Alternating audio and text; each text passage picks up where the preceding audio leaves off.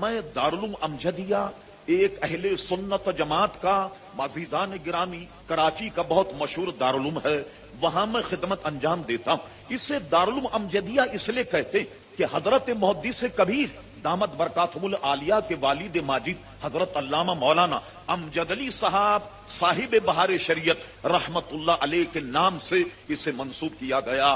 میں نے کبھی نہیں سنا کہ کوئی آدمی مجھ سے آن کر یہ کہے کہ مولانا میں 20 میل کے فاصلے سے اس لیے آیا کہ مجھے کوئی پیارے مصطفیٰ کی ارشاد تو سنا دو، میں 10 میل کے فاصلے سے اس لیے آیا کہ تم حضور کا ایک گویا مجھے ارشاد سنا دو۔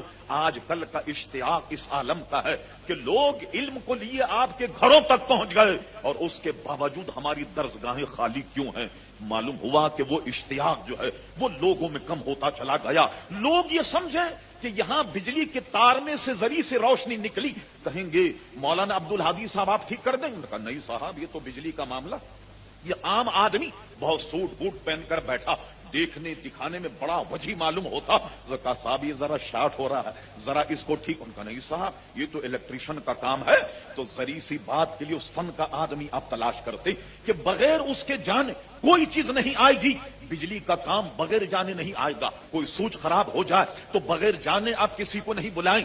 اور علم دین کے متعلق آپ نے سمجھ لیا کہ یہ تو خود بخود آ جائے، کیا سمجھے آپ؟ اس پر ذہن ہمارا یہ ہے کہ یہ تو خود بخود ہمیں آ جائے گا، اس کے لیے ہمیں سیکھنے کی کوئی ضرورت نہیں۔ اس لیے حضرت علامہ محدث کبیر نے فرمایا عوام کا کام یہ ہے کہ یہ علماء کے پاس جائیں اور علماء سے تحصیل علم کرے۔ حضرت عزیز ملت نے رات ایک حدیث کا تذکرہ کیا، سمجھنے کے لیے بہت کافی ہے۔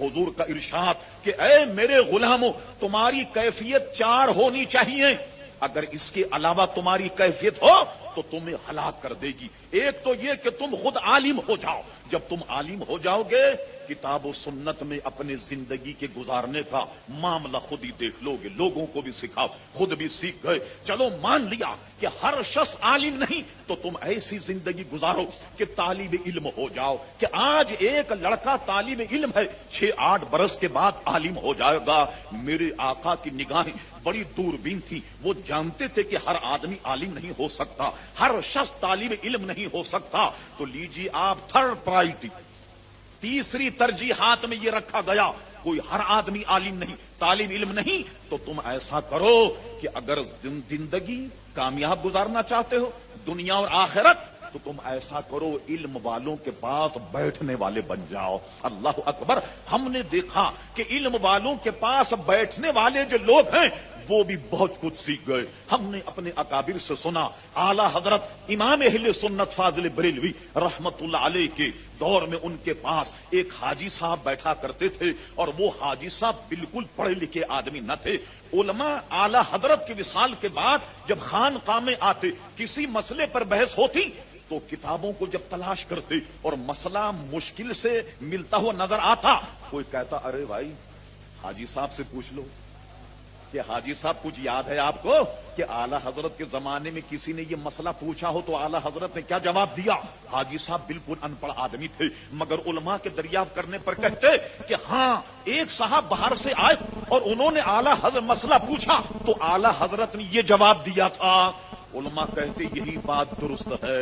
مثلا ایک مرتبہ اعلی حضرت فاضل بریلوی رضی اللہ عنہ کے وصال کے بعد کچھ علماء بیٹھے، چادر اوڑھنے پر مسئلے میں یہ ہوا کہ چادر ایسے اوڑھی جائے یا چادر کو اس طریقے سے اوڑھا جائے، سر پہ رکھ کر ایسے اوڑھا جائے۔ اس وقت علماء جزیہ تلاش کر رہے تھے، اتنے میں حاجی صاحب آ گئے، ارے ان کا صاحب مسئلہ آسان ہو گیا۔ حاجی صاحب یہ بتائیے کہ کبھی اعلی حضرت کو سردی میں کوئی چادر تو اوڑھتے ہوئے دیکھا ہوگا، ان کا کیسے اوڑھتے تھے؟ کہا اس طرح سر سے اوڑھا کرتے تھے۔ لوگوں نے کہا یہی درست ہے۔